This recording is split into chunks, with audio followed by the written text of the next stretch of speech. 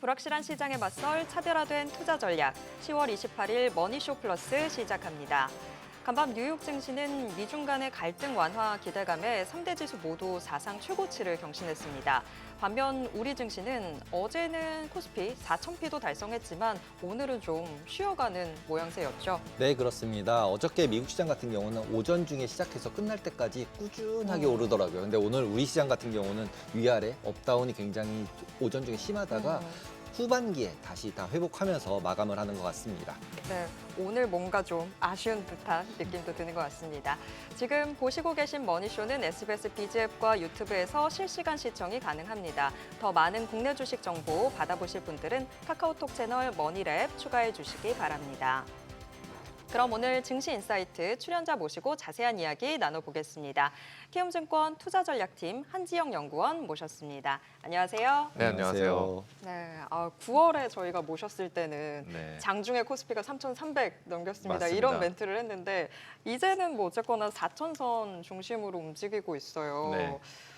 너무 가파르게 올라오다 보니까 오늘 그래서 좀 쉬었다라는 생각도 드는데. 저도 뭐 그렇게 보고 있어요. 그리고 진짜 지금 시장이 상승의 도파민에 많이 이제 절여져 절여졌다라는 있는. 게 아까 4천 깨지니까 이제 그 주요 그 뉴스에 나온 헤드라인이 코스피 4천 붕괴 이런 표현을 쓰더라고요. 이 4천 가지고서 붕괴 표현을 쓰는 것도 조금 저희가 그만큼 지수 레벨이 많이 됐기 때문에 그 표현을 하는 것 같기는 한데 지금 속도 자체가 좀 과분한 측면이 있죠. 대표적으로 코스피가 지금 10월 한 달 동안 아직 끝나지도 않았는데 그 어제자 기준으로 거의 뭐 17%, 18% 정도 올랐으니까 연간으로도 10% 넘게 오르면은 올해장 정말 감사했습니다. 이랬는데 지금 한 달 만에 이렇게 올라 버리니까 속도에 대한 부담들이 있는 것 같고 그게 오늘 조금 이제 반대급변 현상으로 그 출을 발현이 되지 않았나 이렇게 좀 보고 있습니다. 최근 들어서 투자하시는 분들 보면은 네. 하이닉스 같은 경우 있느냐 없느냐, 그래서 펀드다, 뭐 주식 투자한다 그쵸. 이런 게 개별이 아니라 네. 투자를 이렇게 펀드나 이렇게 하신 분들이 상승분을 보면 하이닉스 하나 가진 것보다 너무 못하잖아요. 그렇죠. 그러니까 이번에는 너무- 거의 가는 장만이에요. 그렇죠. 가는 장. 그러니까 넌 뭐 했니? 뭐 이렇게 네. 나오는데 실제로 지금 하이닉스 같은 경우도 오늘 약간 빠져서 그렇지 또 계속 매수세가 더 나오는 부분이 있는데 네. 하이닉스 같은 거는 이걸 계속 반도체 관련주 계속 간다 이렇게 봐야 되나요? 간다라고 봐도 될 것 같아요. 될 것 왜냐하면은 같아요. 지금 업황 같은 경우도 여전히 이제 그 턴어라운드 초기 국면이고 HBM 쪽 수요들은 쉽게 잘 안 꺾이고 있잖아요. 그 증권사들 뭐 한국 증권사들뿐만이 아니라 외국계 증권사들도 지금 하이닉스 목표 주가를 계속 올리고 이익 전망치 계속 올리고 있는 이 구간이니까 주가의 중기적인 추세 이거는 저희가 계속 상방으로 가도 되는 게 맞다라고 보고 있죠. 근데 다만 하이닉스도 너무 빨리 오른 측면이 있죠.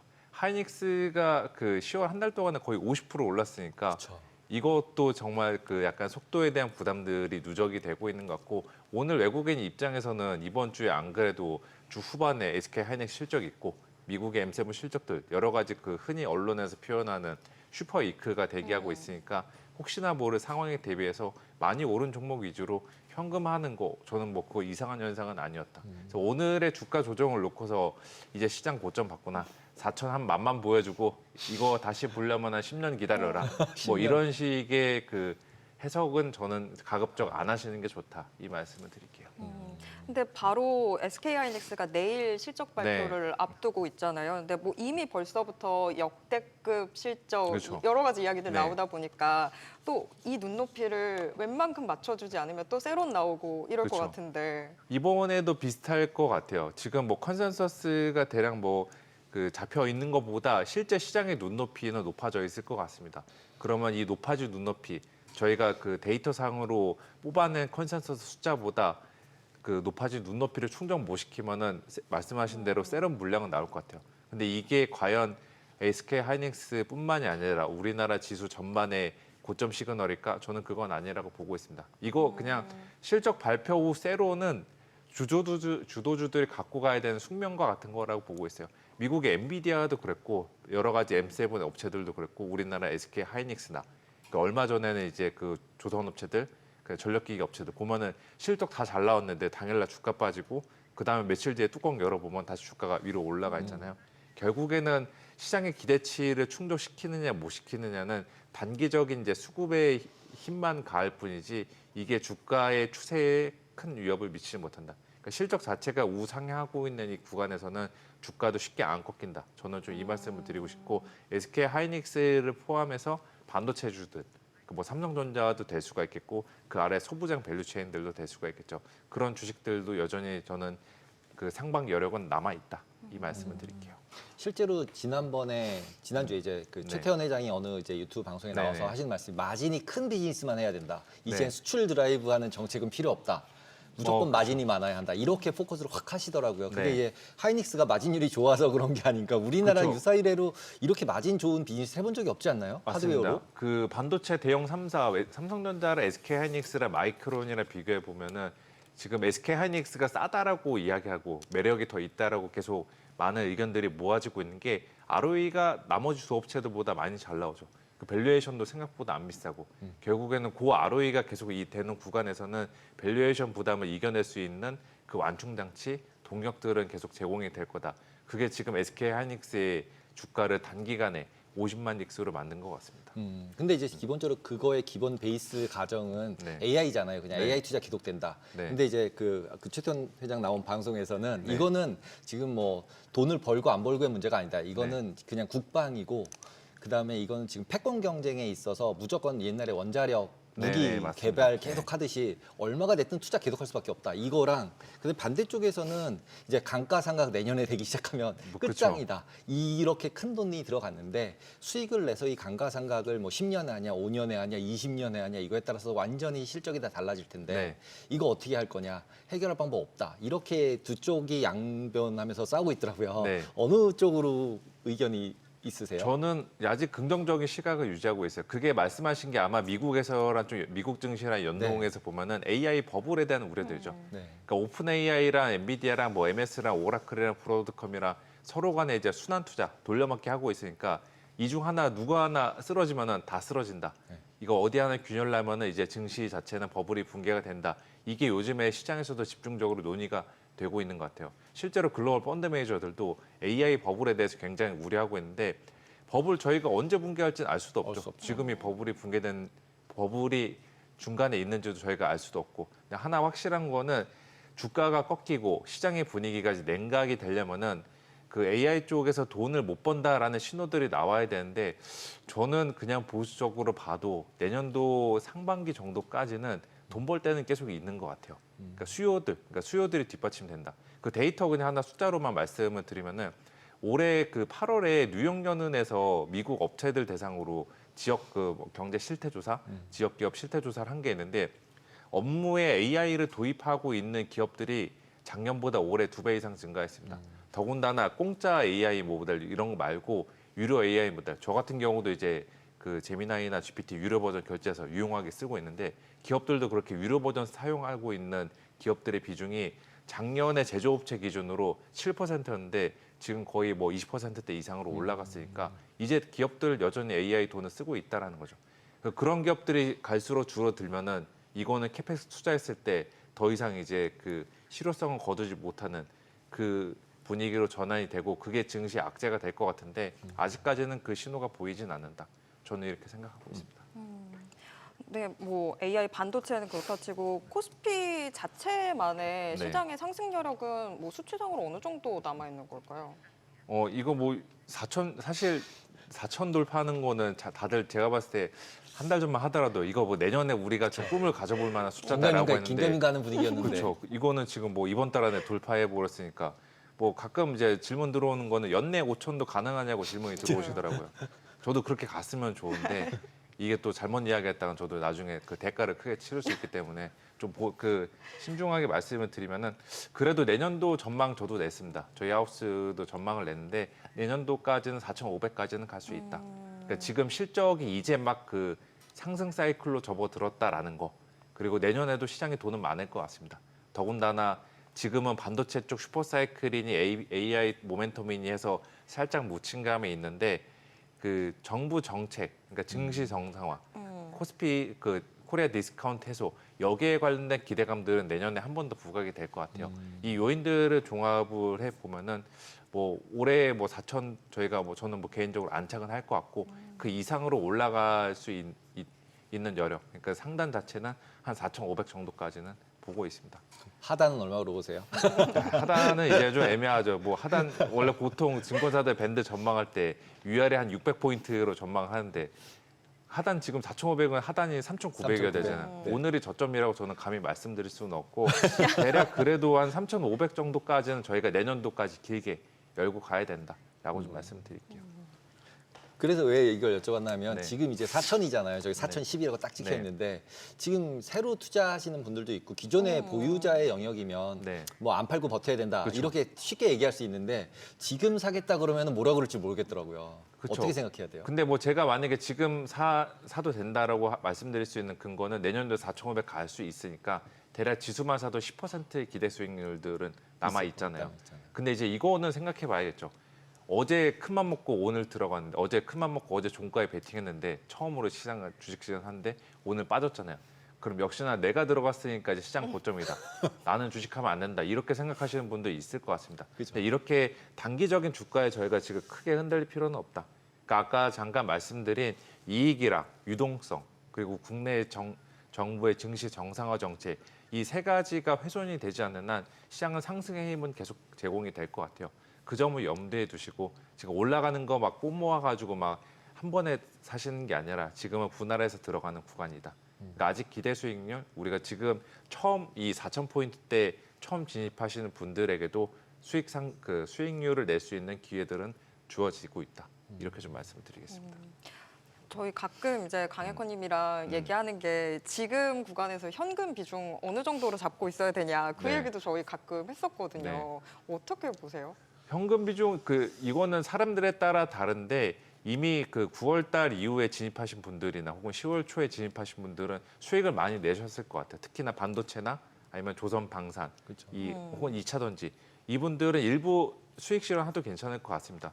중간중간에 시장이 한 번씩 흔들릴 때가 있고 오늘 같은 경우도 2차 전지 가는 구간에서 반도체 조정이 조금 세게 나왔잖아요. 그런 식으로 내가 좋아했던 업종들 종목들이 조정이 나왔을 때 다시 좀 더 낮은 단가에 매수하면서 평균 단가를 관리할 수 있는 그런 전략도 저는 지금은 좀 필요하다라고 보고 있어요. 그래서 현금 비중은 만약에 주식이 그동안 100% 있었다라면은 현금 비중 다시 뭐 10에서 20% 정도 가지고 계신 다음에 또 11월 달에 또 뭔 일이 일어날지 모르는 상황들에 그때 그 현금을 가지고 대응하는 것도 저는 나쁜 선택은 아니다. 이 말씀을 드리겠습니다. 지금 아직도 우리나라 같은 경우는 PBR이 1.3배 정도 되니까 네. 글로벌하게는 아직도 낮다.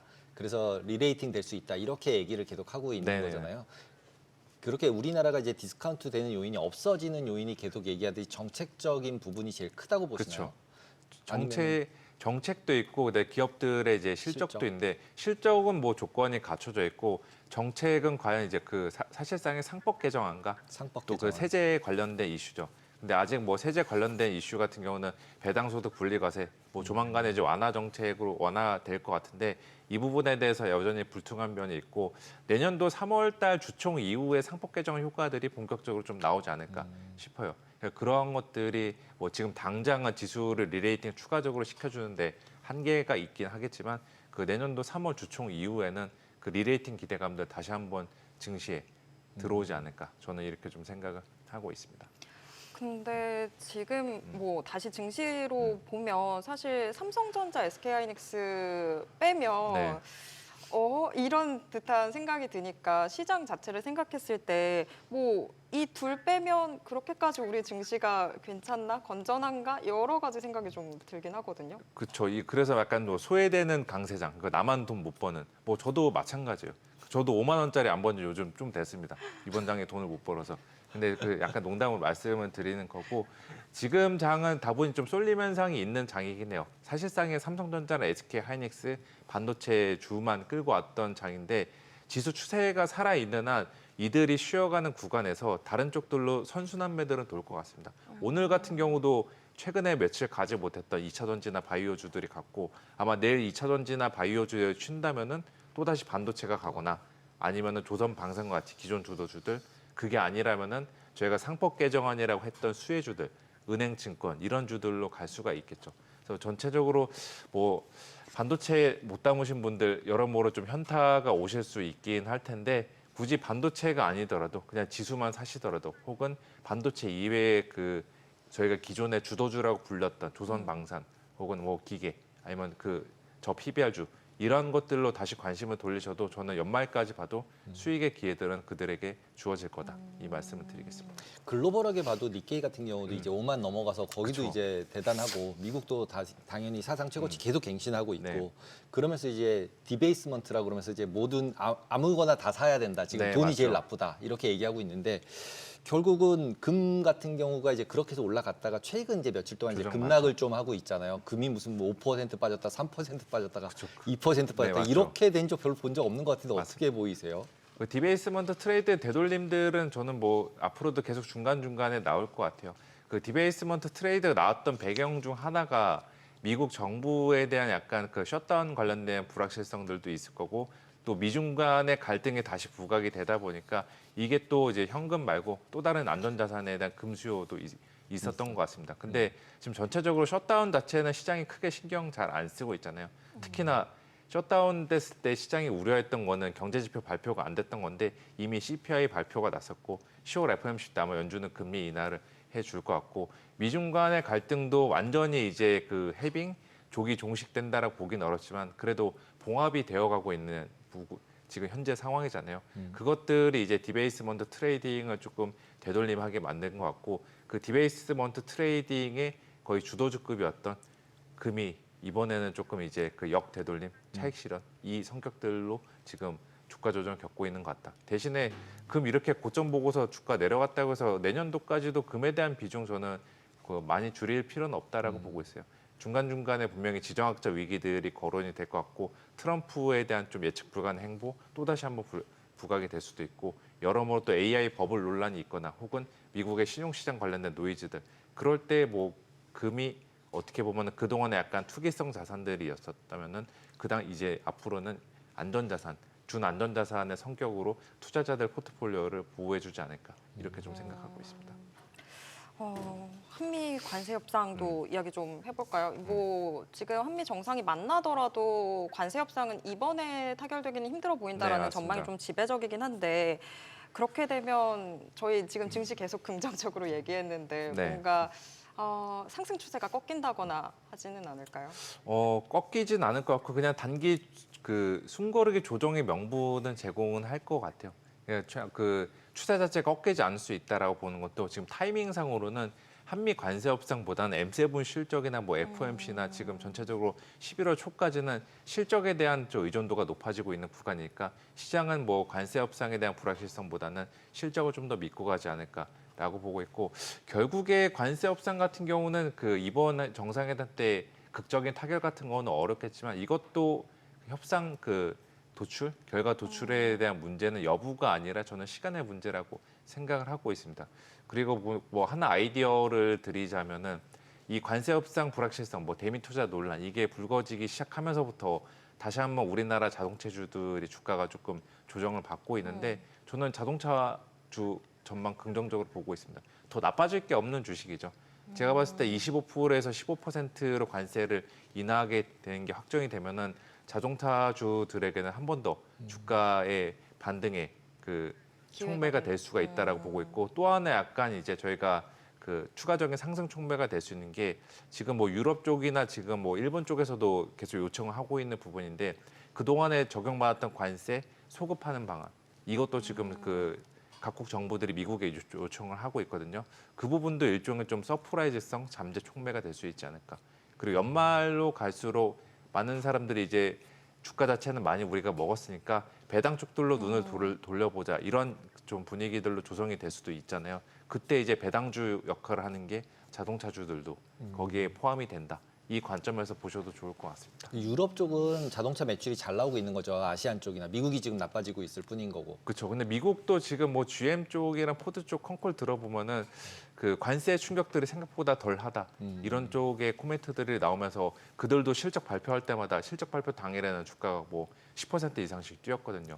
우리나라 자동차 업체들도 어느 정도 그 반등의 촉매가 관세 협상 결과 말고도 그들 실적 및 내년도 가이던스 제시하는 이들 실적 시즌 때도 한번 저희가 반등의 재료를 찾아볼 수 있지 않을까 이렇게 보고 있습니다. 보통 이제 저희가 3,500억 불 얘기하면서 관세 얘기가 같이 붙어 있잖아요. 네네. 그다음에 3,500억 불 때문에 지금 달러원 같은 경우도 계속 1,450원 근처로 막 가고 1,500원 간다 그러고 그쵸. 있는데 이러면은 자동차 업체들 같은 경우 관세에서 손해 본 거 네. 환율로 수익이 나는 거 아닌가요? 환율로도 메이크업 할 이- 수가 수 있죠. 있죠. 네, 그 그러면은- 보완율 자체는 수출주한테 좋은 수출단 편이니까. 좋으니까. 네. 근데 이 3,500억 불분이 해결이 된다라고 하면 달러원 같은 경우는 어떻게 될 거라고 예상하세요? 환율은 다시 이제 1,400원대 초반이나 1,400원대 후반 정도로 내려갈 것 같은데 이게 예전처럼 뭐 1,400원대 극초반 그리고 1,200원대 빠르게 갈 것 같지는 않아요. 왜냐하면은 저는 많은 사람들마다 좀 의견이 갈리고 있긴 한데 많은 분들이 글로벌 달러와 약세를 전망하고 있지만 저는 달러와 강세의 성격도 오히려 더 강해지지 않을까.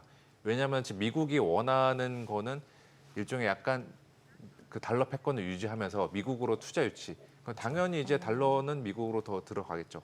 달러와 강세가 되는 그 흐름들을 저는 예상을 하고 있고 또 우리나라 이제 서학개미 분들도 지금 미국 주식 요즘에 열심히 매매하고 계시는데 그것도 달러 강세의 구조적인 요인 중 하나일 것 같아요.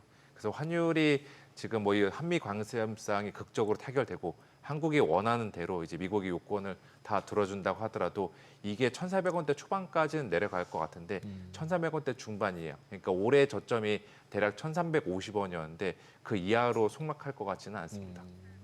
다들 이거만 3,500억 불 때문에 해결돼서 또 원화가 강세되면 그때 달러 사자 다들 이러고 계셔가지고 네, 그렇죠. 많이 안 빠질 것 같아요. 맞아요. 그 대기하고 그죠? 있는 수요들이 많으면 그리고 시장이 지금 이렇게 좀 잘 버티고 있는 것도 저도 중간 중간에 이제 많이 그 사람들이 얘기하는데 야 이렇게 빠지면 올라가면 조정 한번 받고 가지 않겠냐라는 생각들이 지금 많은 분들이 하고 그쵸. 계시잖아요.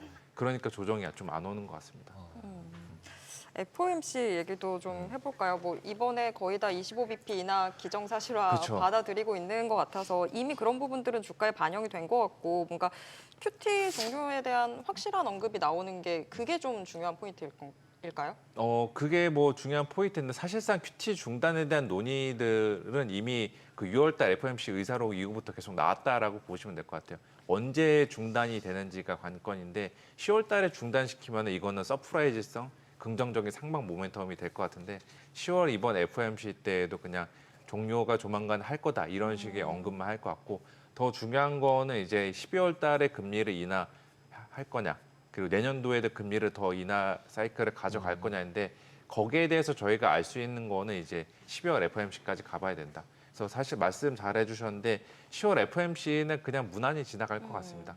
그 지금 뭐 10월 FOMC보다 중요한 게 M7 실적이라 우리나라 기업들 실적, 그 각국 APEC 회의 이러한 것들이 있으니까 뭐 이례적으로 10월 FOMC가 조금 상대적으로 묻히는 분위기가 이번 주에 좀 연출이 될 거다 이렇게 좀 말씀을 드릴게요. 저는 약간 이제 QT 같은 경우도 네. QT 이제 그만한다라고 네. 얘기를 하는 게 호재일까라는 물음표가 좀 던져지더라고요. 아. 호재가 아니라 오히려 경기 진짜 나쁜가 보다. 뭐 그런 왜- 식으로도 네, 거꾸로 해서 해석을 하지 않을까. 오히려 그냥 이 정도면 괜찮아. 12월 달에 다시 보자. 이 정도면 모르는데 이번에 네. 서프라이즈로 예를 들어서 QT 종료한다. 그리고 네. 이제 QE 할지도 모른다는 식의 코멘트를 날리면 네. 기본적으로 지난번에 나왔던 그런 사모 크레딧 이슈 같은 게 뭔가 진짜 문제가 있으니까 그러는 거 아닌가? 이러면서 그쵸. 의심의 눈을 던지면서 뭐 이런 좀 조정이 거쳐지지 않을까 이런 생각이 드는데 어떠세요? 뭐 그 충분히 그 의견 가능성은 제기는 할 수 있는데 저는 뭐 아직까지 그렇게 보고 있지는 QT를 않습니다. 하자고 그러니까 종료한다고 얘기 안 할 것이다. 네, 이번에는 왜냐하면 12월로 QT, 봐야 된다. QT 종료도 역시나 여부의 문제는 넘어갔잖아요. 만약에 그동안에 연준이 갑자기 QT 얘기 아무 종료 이야기 안 하다가 갑자기 이번 10월 달에 우리 QT 중단 이번 달부터 바로 하겠습니다라고 하면은 이거는 뭔가 악재로 해석이 될 그쵸. 수가 있을 것 같은데 이미 시장의 시그널들은 계속 줬기 중간중간에 때문에. 그 줬었잖아요. 그게 그쵸. 좀 차이점이라고 보시면 될 것 같습니다.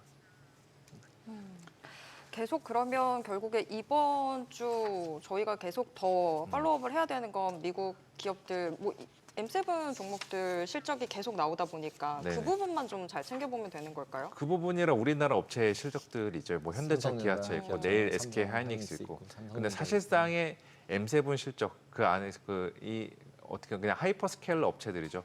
이들의 실적보다는 가이던스를 정말 내년에도 계속 긍정적으로 줄까?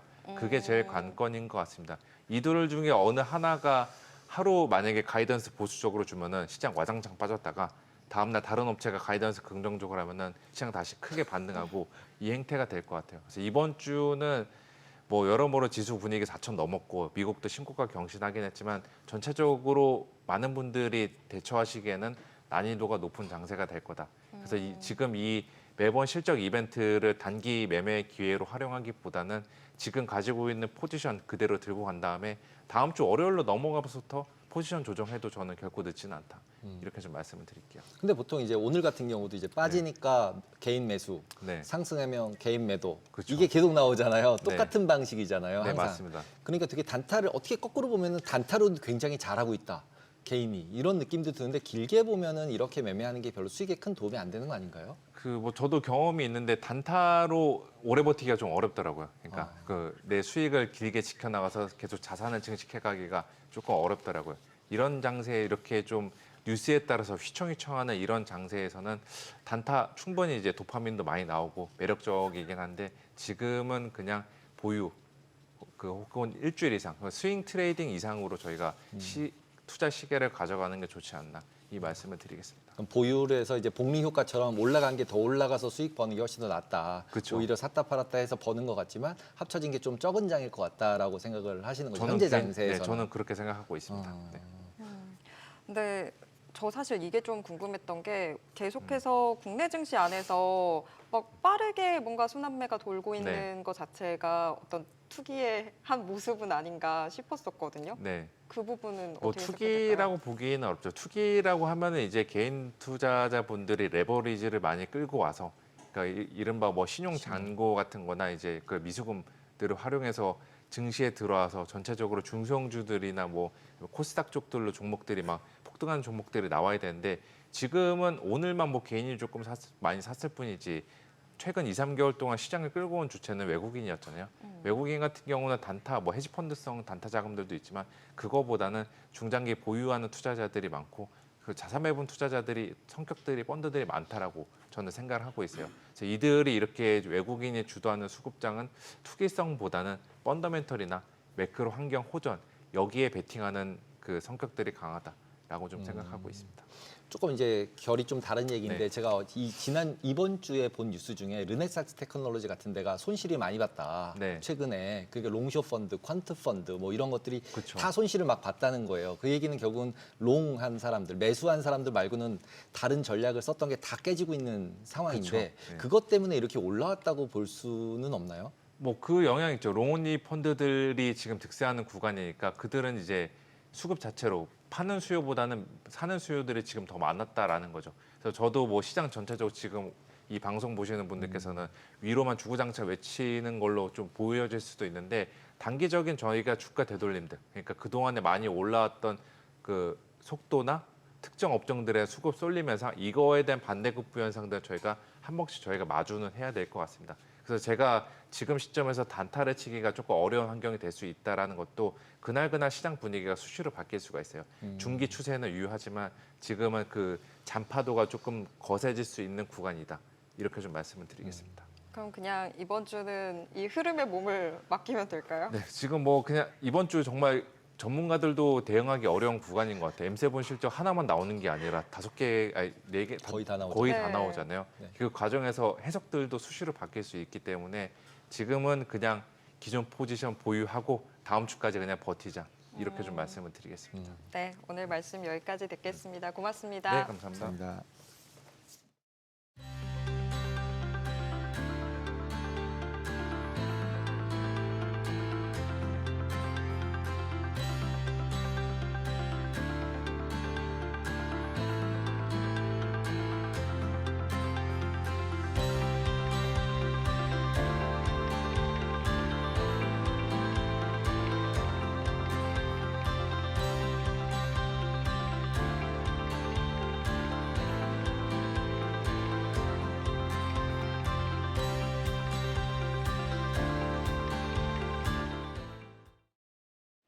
오늘장 특징주부터 뉴욕 증시 이슈까지 정리해드립니다. 먼저 오늘 우리 증시에서 가장 주목받은 섹터 혹은 테마부터 정리해 볼 텐데요. 삼성 SDI가 3분기 어닝 쇼크를 기록했는데도 4분기 실적 개선 기대감이 커지면서 주가가 강세를 보였습니다. 삼성 SDI는 4분기에도 미국의 관세 정책 같은 불확실성이 지속되겠지만 유럽의 전기차 시장과 미국 ESS 수요 확대에 힘입어 실적 개선을 기대한다면서 ESS 시장 역량 집중과 전기차 시장 점유율 확대 그리고 운영 효율화를 통해 중장기 성장 기반을 강화할 계획이라고 밝혔습니다. 이에 따라 오늘 삼성 SDI는 9.47% 오르면서 31만 2천 원에 마감했고요. LG 에너지 솔루션이 3.03% 오르면서 51만 원, 에코프로가 오늘 3%대 강세 보였고 유일 에너테크와 MOT가 각각 13%, 10%대 강세 보이면서 관련주들이 강세로 마감했습니다. 정부가 서해안 초고압 직류 송전 에너지 고속도로 추진 계획을 확정하면서 관련 업계가 들썩이고 있습니다. 기후에너지환경부는 초고압 직류 송전 산업 육성 전략을 발표하고 송전 설비 공급 계약과 인허가, 보상 절차를 내년까지 모두 완료할 계획이라고 밝혔습니다. 이에 따라 오늘 관련주들이 올랐는데 먼저 두산 에너빌리티가 오늘 5.49% 오르면서 86,400원에 마감했고요. LS 마린솔루션이 13%대 강세로 28,200원, 산일전기가 오늘 7%대 오름세 보였고 PNC테크와 GNC에너지가 각각 9%, 3%대 오름세 보이면서 관련주들이 상승세를 기록했습니다. 이어서 뉴욕 증시 종목에 대한 이슈와 투자 의견 정리해드리겠습니다. 생성형 AI의 등장으로 사라질 거라 여겨졌던 검색 엔진 그리고 웹 브라우저 시장이 오히려 AI와 결합하면서 최근 빅테크 기업들의 새로운 격전지로 떠오르고 있습니다. 오늘은 웹 브라우저 시장의 굳건한 강자 구글을 중심으로 새롭게 짜여지는 빅테크 기업들의 경쟁 구도까지 자세히 살펴보겠습니다. 먼저 AI 웹 브라우저 경쟁 구도를 살펴보면 구글은 올해 9월에 크롬 브라우저에 자체 AI 모델인 제미나이를 통합해 선보였는데요.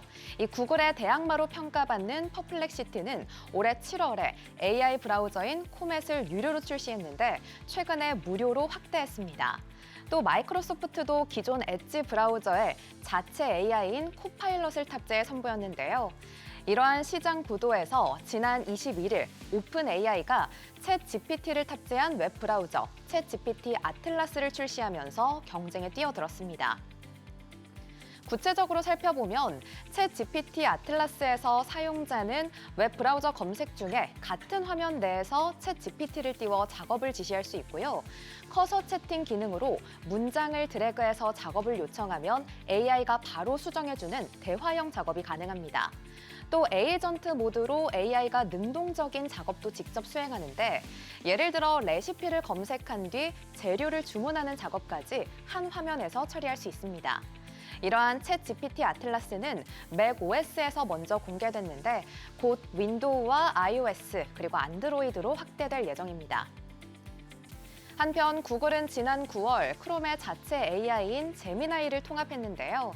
제미나이는 웹페이지 요약과 제품 비교, 일정 관리 같은 다양한 작업을 지원하고 유튜브와 지도, 캘린더 같은 구글의 주요 앱과 연동돼서 한 화면 내에서 여러 서비스를 활용할 수 있습니다. 또 주소창에서 바로 AI를 활용해 검색할 수 있고 스팸 차단 같은 보안 기능도 강화됐습니다. 여기에 더해 구글은 AI 인프라 경쟁에서도 공격적인 행보를 이어가고 있는데요. 구글 클라우드는 최근 인공지능 스타트업 엔트로픽과 손잡고 자체 개발한 AI 전용 프로세서 TPU를 최대 100만 개까지 제공하기로 했습니다. 이번 제휴로 엔트로픽은 대규모 언어 모델 클로드를 더 효율적으로 학습시킬 수 있게 됐고 구글은 TPU에 대한 신뢰를 한층 강화할 수 있게 됐습니다. 한편 HSBC는 이번 제휴로 알파벳이 TPU로 수익 창출을 본격 시작했다고 분석했는데요. 마이크로소프트와 아마존은 내년 이후에나 자체 AI 프로세서를 양산할 걸로 예상되면서 현재 유일하게 자체 개발 프로세서를 수익화할 수 있는 알파벳이 높은 이익을 얻을 거라고 전망했습니다. 한편 알파벳은 오는 29일에 실적 발표를 앞두고 있는데요. 레이먼드 제임스는 크롬과 제미나이의 통합으로 구글의 검색 엔진 부문의 매출 성장세가 매우 강력할 거라고 전망하면서 목표 주가를 $275로 제시했습니다. 오늘은 이렇게 경쟁이 심화되는 AI 웹 브라우저 시장을 중심으로 구글이 펼치는 시장 대응 전략들까지 살펴봤는데요. 앞으로의 뉴욕 증시 투자 전략 세우는데 참고해 보시기 바랍니다. 지금까지 종목 리포트였습니다.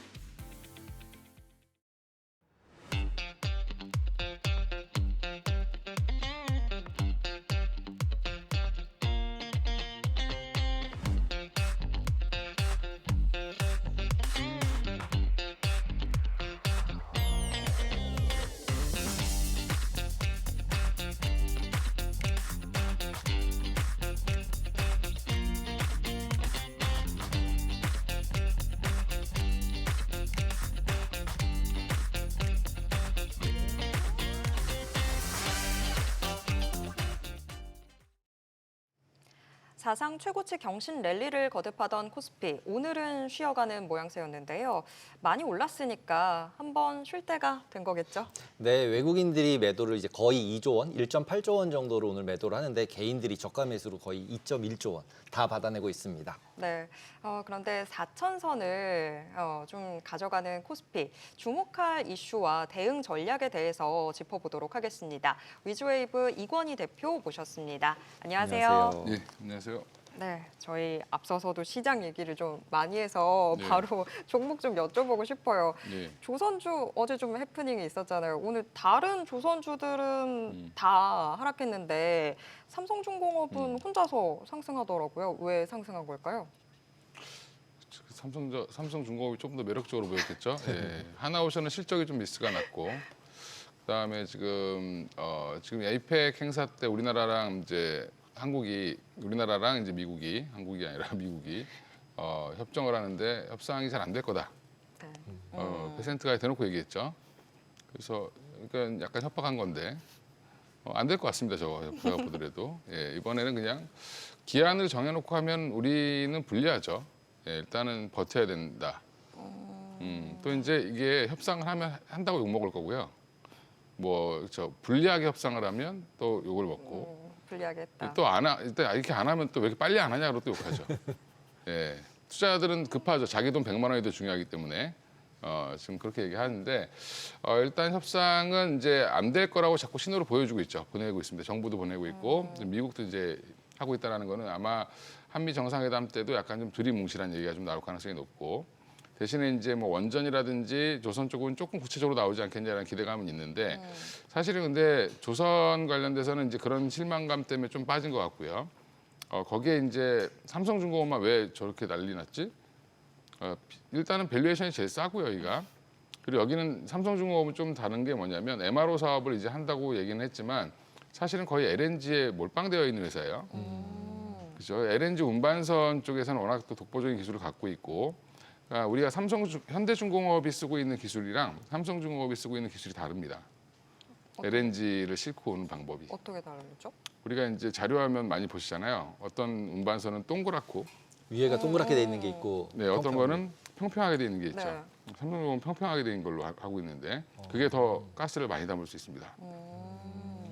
근데 이제 초창기에 그 기술을 가져온 거는 현대중공업이 이제 해외에서 프랑스에서 사갖고 온 기술인데 그게 가장 안전하다. 그리고 이제 이게 구가 가장 완벽하다라고 하잖아요. 어떤 압력에서도 어디가 약한 데가 별로 없으니까.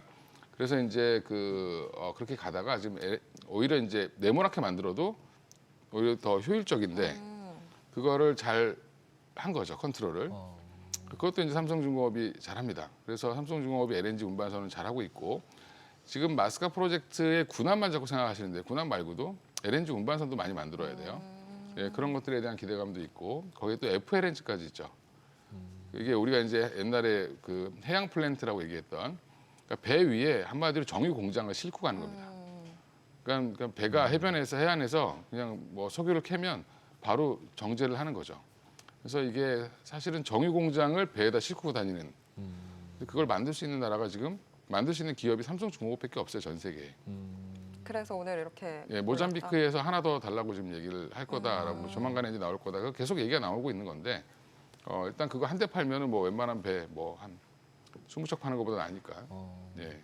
지금 이제 그런 거에 대한 기대감이 붙었다 이렇게 생각하시면 될 것 같습니다. 최근 들어서 이제 조선주, 반도체, 그다음에 뭐 방산 이런 것들이 결국 돌고 돌잖아요. 하나 팔지면 하나 올라오고 하나 빠지면 하나 올라오고 이렇게 가면서 물론 이제 반도체가 워낙 잘 가서 이제 신고가 갱신을 계속 하고 있는데 네. 결국 시가총액이 크니까. 네. 근데 투자를 잘하면 굉장히 돈 벌기가 쉬워 보이는 것 같기도 한데 어렵죠. 어려운 것 같아요. 되게 어려워지는 것 같아요. 예, 그거는 이제 결과를 보면 되게 쉬웠네. 이거 팔고 이거 샀어야 되는데 이렇게 하면 되죠. 네. 예, 그렇게 그런 거는 신의 영역이다.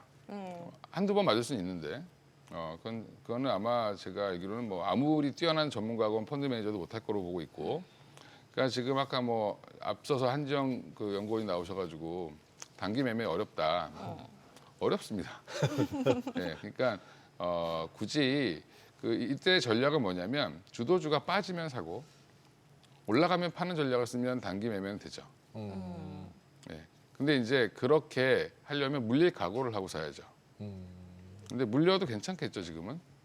어차피 상승장이니까. 그렇습니다. 예. 그래서 저는 이제 상승 추세가 타는 종목들 보면 5일선, 11선 조정 받고 결국에 이제 조정을 어떻게 받냐면 이평선들이 모이면서 옆으로 기죠.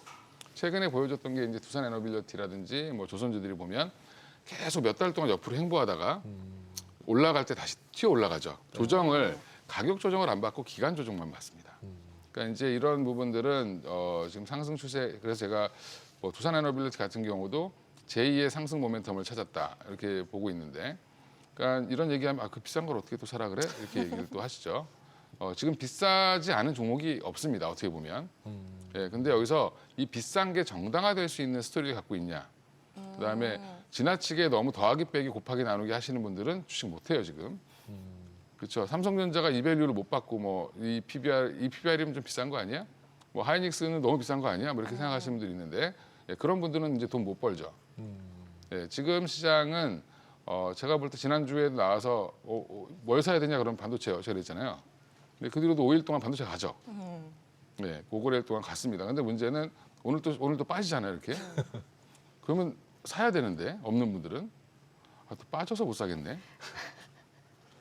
예, 이렇게 된다라는 거죠. 예, 그래서 지금 그러면 주도주라고 형성됐던 종목들, 물론 게임이라든지 아주 소외된 섹터 빼고는 돌아가면서 순환매로 올라가죠. 전력기기 한번 올렸다가 방산 한번 올렸다가 예, 계속 돌립니다. 그러면 방산이 너무 좀 빠진 것 같네? 그럼 좀 사놓고. 뭐 이런 전략을 쓰셔도 되는데 제일 좋은 건 뭐냐면 포트폴리오를 주도주를 하나씩 다 갖고 있으면 되죠. 대표주들을. 뭐 그러면 그 안에서 돌면 많이 오른 거 조금 팔아서 덜 오른 거 좀 사고. 그러니까 조금씩 조정을 하셔야지 미세 조정이 필요하지. 이거 반도체 다 팔고 이제 막 대전환으로 뭐 조선을 가고 막 이렇게 하면 망합니다 잘못하면. 그죠? 네, 그래서 오히려 지금은 포트를 미세 조정 정도로 그냥 끌고 가시는 게 맞다. 주식을 이제 본인이 되게 고수라고 생각하고 야 이제 한 4,000포인트 갔으니까 이제 폭락할 거야. 그리고 막 이제 다 팔아가지고 반네버 사고 막. 예, 그죠. 곧버스 사고 이러시면 곧버스 예, 사고. 잘못하면은 망하죠. 예, 2000년 IT 버블 왔을 때 이게 너무 버블이야. 그리고 일찍 파신 분들은 나중에 다 꼭대기에 다 물립니다. 포모로 마지막에 사는 거죠. 그렇죠. 예, 내가 틀렸나 봐. 그리고 사는 순간 이제 빠지죠. 예, 그러니까 이게 지금은 그래서 뭐 버블인지 아닌지 뭐 아니면 정상화인지 여러 얘기가 나오지만 지금 실적을 베이스로 올라가는 겁니다. 그래도 어떤 실적? 미래 실적을 땡겨오는 건데 반도체 지금 왜 이렇게 많이 급하게 올랐을까요? 마이크론도 엄청 급하게 올랐잖아요. 반도체 가격이 급하게 올라가서 그래요. 뭐 한 달 사이에 3배씩 올라가는데 가격이 그러면 주가는 3배 안 갔잖아요, 그죠? 그러면 주가가 이렇게 올라가는 게 정당화되는 거죠. 그러니까 이제 뭐 내년에 삼성전자가 90조 번다, 뭐 하이닉스가 80조 번다 이런 얘기가 나오는 겁니다. 예, 근데 지금 증설 얘기는 안 나오죠. 머리를 되게 잘 쓰고 있는 거예요. 증설 지금 하면 안 돼요, 함부로. 그렇죠. 예, 비싸게 팔아먹어요, 이제 계속. 예, 그래서 증설하면 가격은 빠지는 거죠, 반도체는. 그렇습니다. 그래서 뭐 무조건. P4나 뭐 M15X 같은 경우는 짓고 있죠. 근데 거기라든 뭐 그다음 미국 공장이라든지 이런 쪽은 하고 있는데 기존에 계획된 것만 하고 있지 신규 라인을 더 설치하겠다는 얘기는 아직 안 나오고 있습니다. 이게 한번 당하면 그래요. 한동안 반도체 너무 안 좋았잖아요. 지금 우리가 이제 가스터빈 같은 경우도 우리나라가 수출을 하게 된 계기가 뭐냐면 그쪽에 이제 제노바라든지 GE라든지 이런 쪽에서 옛날에 증설했다가 엘론 사태를 한번 맞았어요.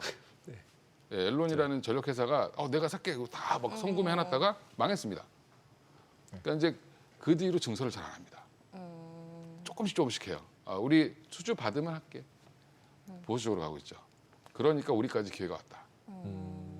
근데 2차 전지 같은 경우에는 사실 실적이 지금 아직까지 뒷받침되지 않는데 오늘만 하더라도 굉장히 많이 상승했잖아요. 네. 그럼 이건 지금 스토리의 정당성을 어떻게 봐야 되는 거예요? 이건 조선주랑 똑같습니다. 원전주랑. 그냥 미국과 중국과의 싸움에서 어부질했다. 그리고 지금 올라가는 거는 지금 그래서 에코프로 BM이나 에코프로 같은 경우는 주로 자동차에 들어가는 거잖아요. 거기가 올라가는 건 좀 약간 이상한 거죠. 그죠. ESS라고 그러고 자동차 아니라고 그랬잖아요. 네. 네. 그래서 ESS 관련주만 사시면 됩니다. 아, 진짜 배기는 그래서 LNF. LNF. 예, 그렇죠. 거기 들어가야 되는 장비, 뭐 PNT, 그다음에 음극재 만드는 포스코 퓨처엠 이게 다 반사이익 보는 회사들이거든요. 그리고 LG엔솔, 삼성 SDI. 삼성 SDI가 오늘 올라간 이유가 실적 발표하면서 우리 ESS 열심히 할 거야 이 한마디죠. 마이너스 아니었네요. 오늘 네. 되게 실적도 실적은 되게 안 나빴는데. 좋습니다.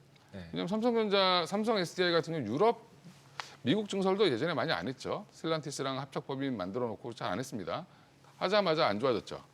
근데 지금 유럽 중심이었는데 유럽을 지금 누가 다 석권하고 있냐면 중국들이 다 석권하고 있습니다. 그러니까 삼성 SDI 입장에서는 실적이 나올 때가 휴대폰 배터리밖에 없는데 이미 사이즈가 휴대폰 배터리 가지고 이게 감당이 안 되죠. 예, 그러니까 지금 ESS를 급하게 하겠다라고 했는데 물량을 누가 줬냐면 또 친절하게 우리 일론 형님이 주셨죠. 네. 예. 테슬라. 두산 에너빌리티도 테슬라, 여기도 테슬라, LG엔솔도 테슬라입니다. 왜냐하면 테슬라가 ESS 사업을 굉장히 크게 하는데 80%가 CATL일 거예요. 그걸 다 대체해야 됩니다. 근데 내년에 본인이 만들고 싶어하는 그 데이터 센터가 10기가와트 규모예요. 그러면 ESS 엄청 들어가야 되죠. 거기에 그러면 또 뭐도 들어가야 되냐면 발전도 또 들어가야 돼. ESS만 가지고는 안 되거든요. 그러니까 가스터빈 뭐 이런 거 막 주문 넣는 겁니다. 그래서 두산도 들어가고 다 같이 들어가는 거네요. 그렇습니다. 개별 종목은 그런데 지금 이번 주가 이제 어쨌든 슈퍼윅 중에 에이펙이잖아요. 그렇습니다. 예. 그러면은 지금 정상회담도 하고 이제 실제로 미일은 이미 지금 하고 있겠죠? 네. 하고 있나요? 최종 결과가 나왔을 것 오전에 같은데 하고, 오전에 네. 하고 했죠. 얘기했고 그 다음에 또 이제 우리나라하고 또 미중하고 하는데 별로 다들 기대는 없는 것 같아요. 거기에 대해선 그에 반해서 이번 주 중에 이제 일본 중앙은행, 그다음에 유럽, FOMC 다 있는데 또 한쪽에서는 이런 거 필요 없다. 아까 전에도 그냥 실적만 봐야 된다. M7 이렇게 얘기하시는 분도 계신데 실제로 예. 대표님은 어떻게 보세요? 이벤트는 원래 항상 기대한 만큼 나오지 않습니다. 그러니까 항상 그 주식시장에서 그 기대가 크면 실망이 큰데 항상 그 전날 뭐 미국이 막 폭등하면 출근하면 제가 증권회사 있을 때 후배들이 막 밝은 표정으로 또 인사를 해요. 너무 기대하지 마 내가 그러거든요. 항상. 그러면 항상 시가가 고점이에요. 그날은 시가가 고점이라고. 시가가 항상. 고점. 그러니까 이게 뭐냐면 에이펙에서 뭔가 좋은 게 나올 거야. 뭐 한한령 해제가 나올 거야. 아니면 뭐 지금 트럼프가 와서 북한을 방문하면 경협주가 올라갈 거야. 뭐 이런 거에 베팅하시는 분들 있잖아요. 지금 그런 거 쓸데없는 짓이죠. 예. 주도주가 아니니까. 그렇죠. 뭐 단타는 칠 수 있는지 모르겠지만 또 막상 방문 안 하면 어떡하죠? 폭락하죠. 그건 도박을 하는 거죠. 뭐 아니면 도를 하는 거고. 그다음에 한한령이라는 게 중국은 있다고 얘기 안 하죠. 뭐 엔터 뭐 오면은 엔터가 좀 좋아질 거야. 근데 중국 정부는 공연을 허가할 생각이 없어요. 그 예전에 우리가 일본 문화를 무조건 안 받아들였던 거랑 똑같다고 보시면 돼요.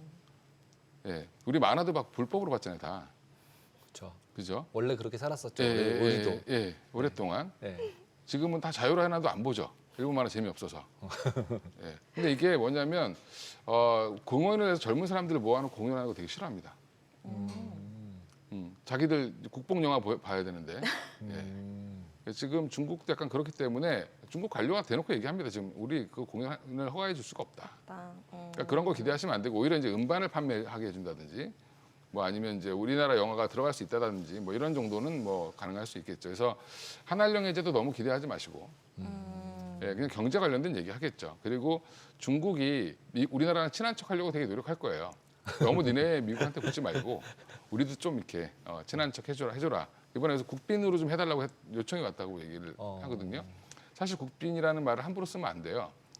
그리고 1박 2일 일정을 국빈이라고 하지 않습니다. 국빈 방문이라고. 보통은 한 2박 3일에 3박 4일 와서 이것저것 다 해야 국빈 방문이죠. 하나오션도 가고 뭐 이렇게 그- 어디 그- 방문해야 그렇죠. 되는 거죠. 그렇죠. 기업체들도. 그렇죠. 예, 행사를 좀 여러 가지를 해야 국빈 방문 이제 국빈으로 이제 모셔서 이렇게 하는 건데 이게 다자회에서 국빈으로 이제 하진 않거든요. 근데 이번에 이제 국빈으로 해달라고 하는 것도 그러면 또 미국도 국빈으로 해줘야 되는 거죠. 한쪽만 해주면 또 삐질 거 아니에요. 또 트럼프는 또 삐지기 대명사니까. 대명사죠. 예. 예, 와서 그 트럼프 가장 큰 변수는 트럼프죠. 와가지고 북한 가고 싶어 그랬는데 김정은이도 그러면 또 삐져갖고 한해서 갈 수도 있습니다. 그냥. 예, 다자회의도 원래 싫어하고. 그러니까 에이펙 시작할 때 자기 가버린다는 거잖아요 지금. 그래서 끝에 어떻게 될지 모른다고 계속 얘기를 하더라고요. 모르죠. 예, 끝은 그러니까- 별로 중요하지 않다. 그러니까 지금 그러니까 이번 주에 내가 뭐 이걸 예측해가지고 뭘 어떻게 하겠다 그런 생각을 하시는 순간 망합니다. 그러니까 오히려 그냥 지금 뭐 주도 섹터 뭐 전력기기나 반도체나 뭐 조선이나 이런 거 들고 계시면 그냥 가만히 들고 계시면 돼요. 그리고 약간의 변동성 가지고 오늘 뭐 이제 한 삼성전자 하이닉스 2% 빠지니까 세상이 다 망한 것처럼 그냥 어제 갭상승한 거 그냥 갭 메꾼 겁니다. 그냥. 그리고 외국인들이 지금 선물 매도가 좀 많아요. 근데 오늘 더 많이 더 쳤죠. 많이 쳤어요. 1조 예, 6천억. 예, 그거는 이제 현물은 이익 실현이고 선물은 물타기죠. 아랫 방향으로 걸어놨는데 자꾸 올라가니까 더 팔아요. 예, 더 팔아서 물타기 하는 거죠. 지금 그럼 어떻게 할까요? 차라리 긴 잠을 좀 자버릴까요? 어떻게 해야 될까요? 그러니까 시장을 좀 멀리서 보셔야 된다. 지금 주식이 살 돈이 지금 많으신 분들은 열심히 보셔야 되는데 이미 주식을 많이 사신 분들은 그냥 편안하게 보셔야 되고 내 포트에 쓸데없는 종목이 있는지 없는지만 점검하셔야 된다. 이상한 지금 뭐 소형주 갖고 계시면 안 되고 지금 소형주 장이 아니죠. 소형주도 보면 조금 뭐 이 시류와 맞는 걸 사셔야 되는데 제가 가끔 뭐 상담 프로 이런 거 해보면 뭐 엄한 거 갖고 계신 분들 많아요. 뭐 지금 또 막 대한항공 갖고 있고 막 이러시는 분들 있어요. 사신 분들. 대한항공이 좀 이슈가 있나요? 없죠. 없죠. 예, 항공주 얘기하는 사람 아무도 없습니다. 게임주 얘기하는 사람도 아무도 없고요. 없고.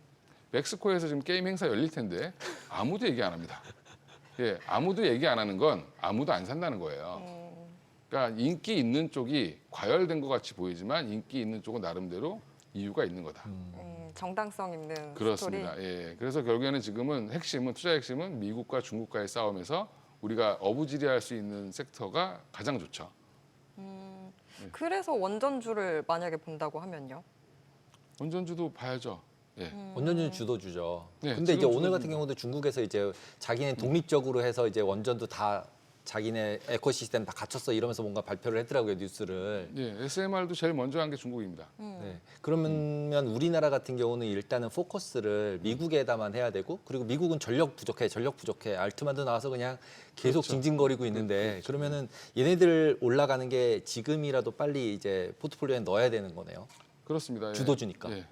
그러니까 두산 에너빌리티 같은 경우가 지금 밸류로 보면 지금 당장은 되게 비싸 보이죠. 그죠 비싸죠. 예, 엄청 비싼데 제가 뭐 PER 보니까 뭐 어떻게 80배 막 이렇게 나오더라고요. 근데 예전에 엔비디아도 그랬고 조선주가 처음에 올라갈 때 보면 실적도 안 좋았는데 계속 올라갔습니다.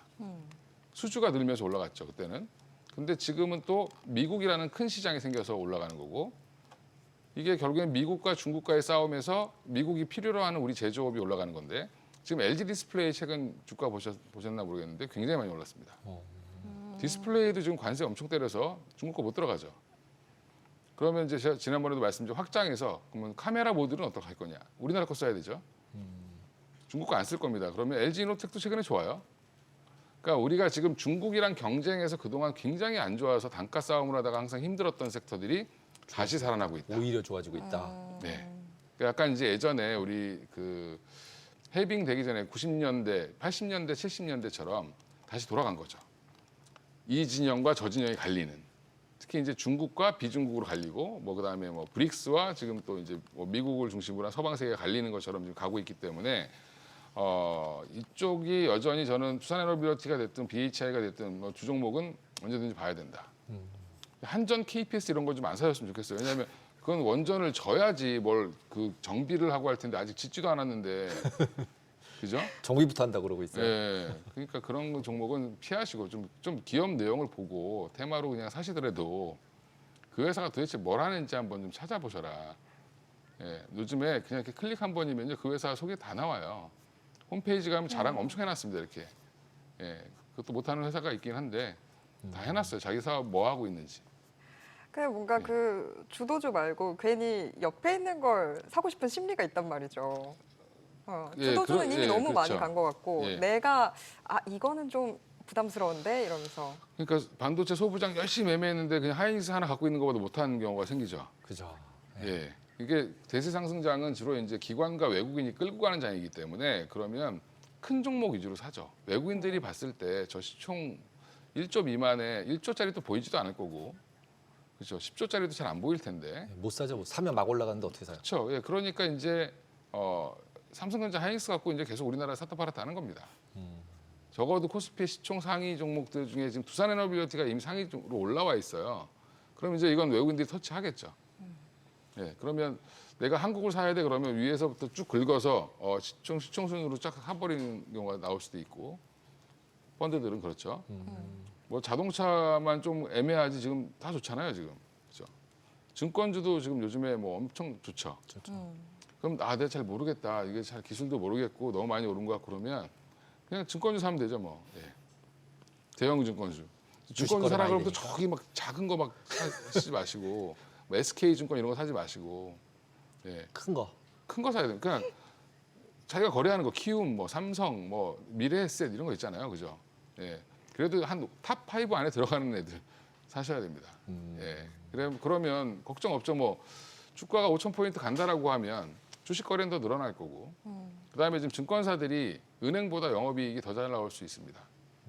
그럼 IB 쪽이 강화된 쪽들, 그다음에 뭐 ETF 막 만들어서 사기 많이 치지만, 예, 뭐 ETF 이런 거 막 만들잖아요. 그럼 다 그 펀드지 않습니까? 그러니까 우리는 펀드를 거래하는 건데 그 펀드의 수수료가 자기 몰래 빠져나가고 있어요. 예, 하루에 얼마씩 빠져나갑니다. 계속. 네. 예, 그러면 이 펀드 하나 만들어 놓고 거래가 잘 되면 본인들은 계속 돈을 벌죠. 그거 만드는 데가 어디죠? 뭐 미래에셋, 미래에셋, 삼성. 삼성. 예, 그럼 답 나왔죠. 네. 예, 어. 둘 중 하나 사면 됩니다 그냥. 아니면 개인들 단타 막 치고 신용 막 쓰면 어디 좋을까요? 키움이 좋겠죠. 예. 지금은 신용이 많은 상황인가요?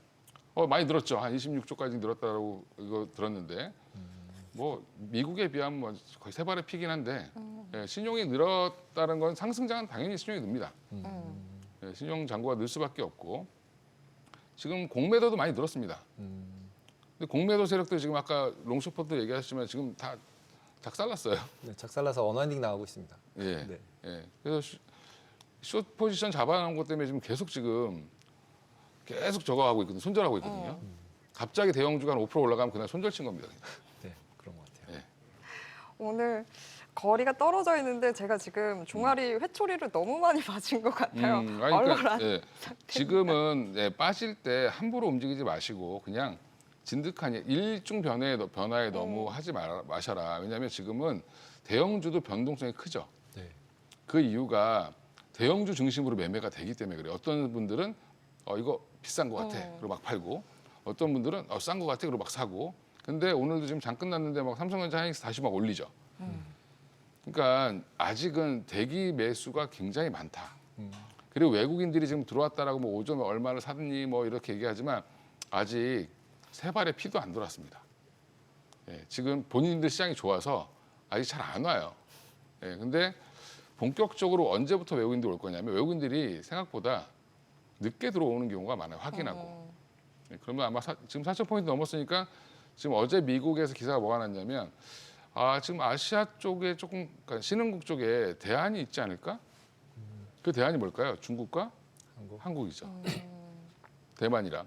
그러면 이 나라들이 생각보다 매력적인데 왜 매력적일까요? 많이 올라오니까. 우리가 차트가 이렇게 서 있는 거 보면 매력적이잖아요. 그렇죠. 네, 아마 그래서 우리가 조정 나오면 들어오려고 하는 외국인들 많을 겁니다. 네. 오늘 말씀 여기까지 듣도록 하겠습니다. 고맙습니다. 예, 감사합니다.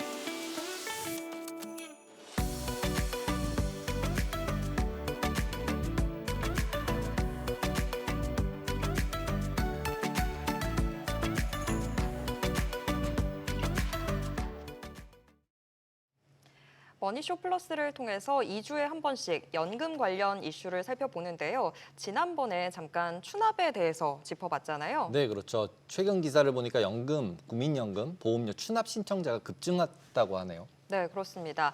연금 박사 상담센터 이영주 대표님 모시고 추납에 대해서 자세히 알아보고 또 유리한 전략도 살펴보겠습니다. 안녕하세요. 안녕하십니까? 네, 추납 저희가 좀 이야기를 나눠보긴 했지만 국민연금 이 보험료 추납 어떤 건지 다시 한번 좀 설명 부탁드릴게요. 네. 추납이라고 하니까 추가로 더 납부할 수 있다라고 알고 계시는 분도 계신데 그 추가 납부가 아니고요. 국민연금에서는 추후 납부라고 합니다. 추후. 추후 납부, 추후에 낼 수 있도록 해주는 거죠. 이게 뭐냐면 이제 과거에 여러 가지 사유로 인해서 납부를 못하신 분들이 계시잖아요. 사실 일반적인 개인 금융 상품은 납부를 못했다 그러면 끝나는 거죠. 근데 국민연금은 그렇지 않고 과거에 특별한 사유로 인해서 국민연금 보험료를 못 내신 분들이 나중에 낼 수 있도록 해주는 제도가 추후 납부입니다. 뭐 예를 들면 과거에 내가 직장 생활하다가 뭐 이직을 하느라고 한 1년 쉬었다. 뭐 실직을 했다. 이런 경우가 있을 수 있고요. 근데 여성분들 같은 경우에는 직장 생활하다가 육아를 하느라고 주부가 되신 분들 계시잖아요. 그죠? 그럼 주부가 되는 경우에는 소득이 없기 때문에 그때는 또 국민연금 보험료를 또 안 내시거나 못 내시는 경우가 있거든요. 이런 기간들이 있으면 그거를 나중에 낼 수 있도록 해주는 제도가 추후 납부고요. 추후 납부의 조건이 있는데 무조건 나는 옛날에 안 냈으니까 지금 내겠다 이게 아니라 가입한 이후에 그러니까 국민연금을 가입한 이후에 못 냈던 기간이 있을 때가 추후 납부고 지금까지 내가 50세가 됐는데 과거에 국민연금을 납부한 경력이 한 번도 없다. 가입한 경력이 없으신 분들은 추후 납부가 성립되지 않습니다. 그래서 일정한 과거에 가입을 했다가 지금 못 내셨던 기간들을 확인해서 내실 수 있는 거고요. 그러면 추후 납부가 나는 얼마나 가능할까? 이런 걸 따져보시면 국민연금단 전화해 보시면 돼요. 전화해서 나도 추후 납부가 가능합니까? 그러면 그 과거에 못 냈던 기간들을 다 말씀해 받으실 수 있고 뭐 예상외로 그런 분도 계십니다. 나는 사실 국민연금 가입한 적이 없다고 생각했는데 뭐 한 10년, 20년 전에 뭐 알바를 했거나 아니면 여러 가지 잠깐 계셨던 곳에서 국민연금을 한두 달치 가입했던 경력이 나도 모르게 나오는 경우가 있어요. 그런 분들은 추후 납부 기간에 해당되기 때문에 이런 분들은 좀 확인하셔가지고 하시면 도움이 되죠.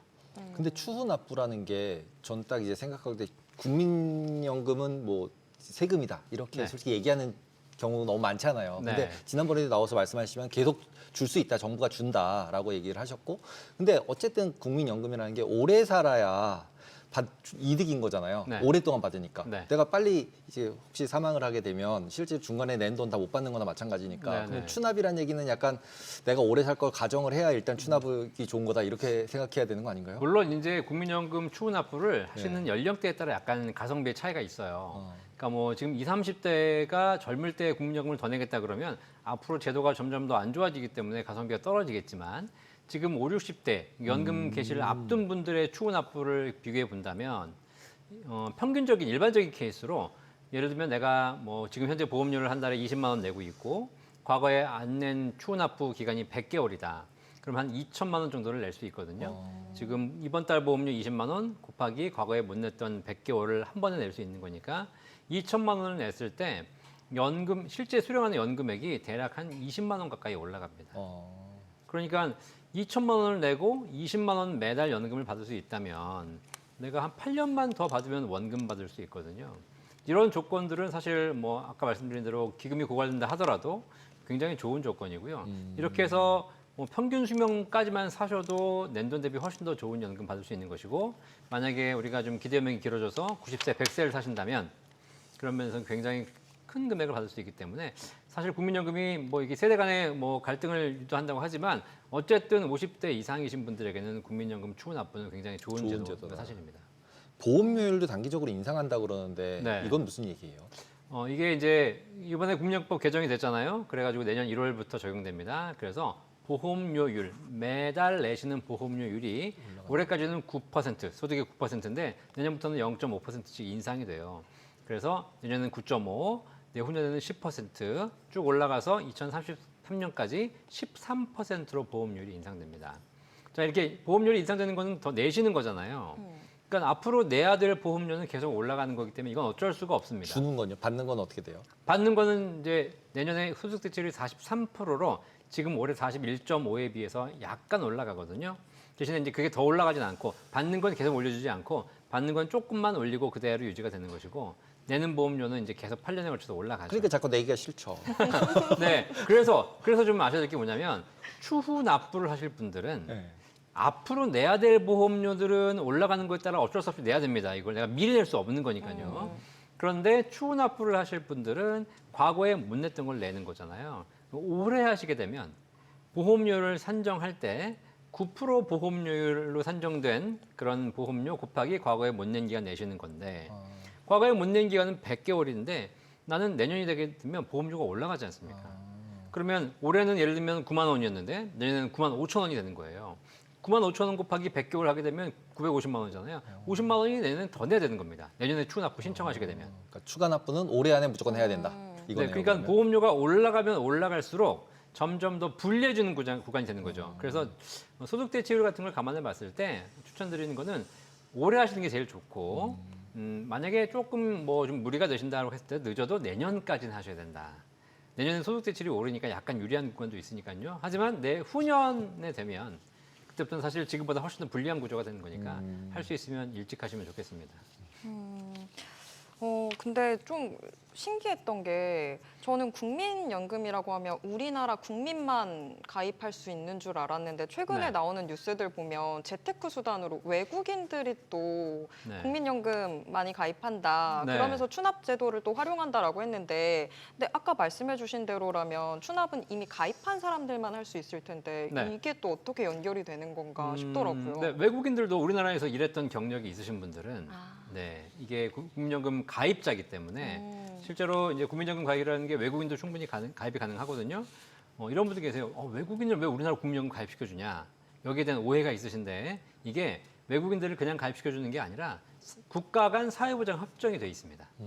그래서 외국인들이 우리나라에서 일할 때 여기 소득이 있으면 우리나라 국민연금을 가입할 수 있듯이 우리나라 국민이 해외에 나가서 일하실 때 그 나라 국민연금을 가입할 수 있도록 협정이 돼 있는 거예요.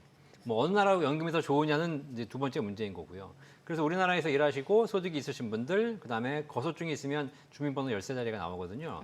이렇게 되면 외국인들도 국민연금 가입이 가능하시고요. 그렇게 되면 이제 가입했다가 뭐 예를 들면 다시 돌아가시는 경우에는 못 내시는 경우가 있잖아요. 그런 기간들을 또 다시 추후 납부할 수 있는 이런 건 가능합니다. 외국인이라고 따로 차별하지는 않으니까. 그래서 이런 부분들이 좀 이제 많이 늘어나고 있고요. 이제 국민연금 제도가 좋다고 소문이 나니까. 그래서 우리가 못한 거 하자라고 해서 뭐 가장 많이 지금 비중을 보니까 어쨌든 우리나라가 중국에 가깝기 때문에 중국에서 우리나라에 와서 일하시는 분들이 많잖아요. 그분들의 어쨌든 가입자가 많이 늘어나고 있는 건 사실입니다. 그리고 이제 은퇴 후 추납하는 게 더 좋다 또는 은퇴 전에 하는 게 좋다 중에 은퇴 후가 더 좋은 게 맞는 거죠.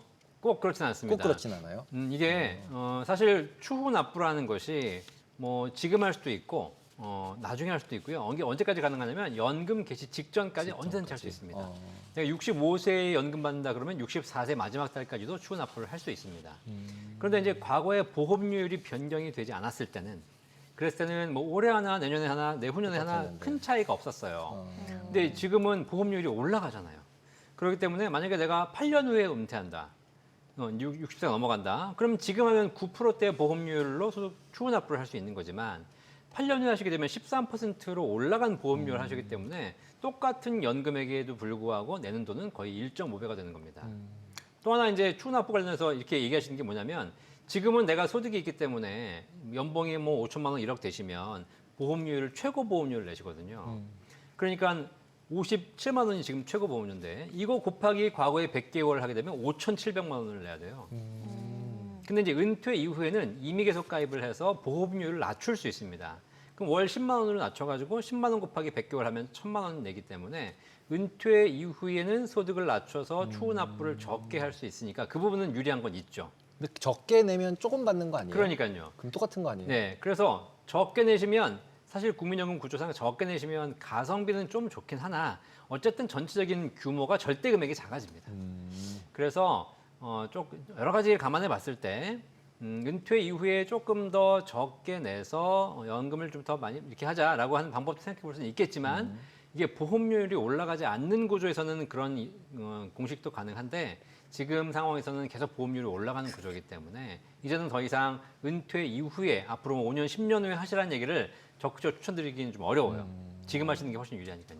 그리고 이제 종신보험 지난번에 다른 방송 저 앞으로에서 나와서 네. 종신보험 얘기를 해주시는데 네. 연금이랑 딱 반대잖아요. 네. 종신보험은 늦게 받으면 받을수록 나쁜 거니까 개인에게 그러면은 네. 내가 오래 살면 오래 살수록 나쁜 거잖아요. 근데 빨리 준다 그러잖아요. 그러면 무조건 종신보험을 해지하는 게 제일 좋은 건가요? 연금이랑 딱 반대인 것 같더라고요. 이 종신보험이 이제 용어가 종신보험이라서 헷갈리시는데 종신보험은 사망보험이거든요. 그렇죠. 사망보험. 돌아가시면 받는 거잖아요. 네. 그렇죠? 일찍 돌아가시면 좋습니다. 그렇죠. 네, 늦게 돌아가시면 이제 어쨌든 그렇지만 어쨌든 사망보험 구조를 가지고 있는 거고 그렇죠. 연금은 오래 살면 좋은 겁니다. 그렇죠. 이게 사실 창과 방패입니다. 그렇죠. 두 개가 반대스럽는데. 상충. 그렇죠. 그러니까 종신보험, 사망보험을 가입해서 이걸 좀 유동화가 가능하도록 해줬는데 이게 불가피한 경우에만 해라고 얘기한 거거든요. 그 불가피하지 않으신 분들은 할 필요가 없어요. 사망보험금을 연금으로 유동화한다는 것은 쉽게 얘기하면 창으로 사서 방패로 쓰는 겁니다. 그러니까 이게 용도가 전혀 잘못된 거죠.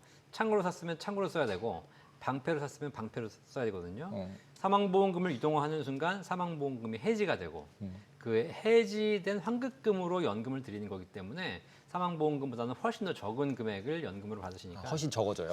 실제로 제가 계산해 보니까 유동화하는 경우에 한 사망보험금을 7천만 원을 유동화하게 되면 연금액 받는 게 한 4천에서 4,500밖에 안 돼요. 7천만 원 만약에 유동화 90% 준다고 돼 있었지 않나요? 90%까지 가능합니다. 그럼 7천이면 79 이렇게 해가지고 줘야 되는 거 아닌가요? 그러니까요. 9천만 원 유동하게 되면 9천만 원 다 받는다고 생각하시지만 그렇지 않고 9천만 원에 대략 한 60% 정도만 유동해서 받으시는 거기 때문에 나머지는 어쨌든 포기하셔야 되는 거죠. 네, 오늘 말씀 여기까지 듣겠습니다. 고맙습니다. 감사합니다. 네, 어려운 증시. 오늘 밤 포인트는 뭘까요? 뭐 저희가 앞에서 봤듯이 실적 발표 중요하다. 그다음에 트럼프 뭐라 그러는지 중요하다. 똑같은 상황인 것 같아요. 근데 아까 두 분 다 가만히 있어라. 지금 여기서 뭐 왔다 갔다 예측하고 하지 말아라. 이게 제일 정답인 것 같네요. 오늘은. 저한테로 딱 하시는 말씀인 것 같아요. 네, 모든 투자 판단의 책임은 투자자분들께 있다는 점 알려드립니다. 머니씨 오늘 여기까지입니다. 여러분의 모든 경제 SBS 비즈가 함께하겠습니다. 저희는 내일 오후 3시 30분에 다시 찾아뵙겠습니다. 고맙습니다.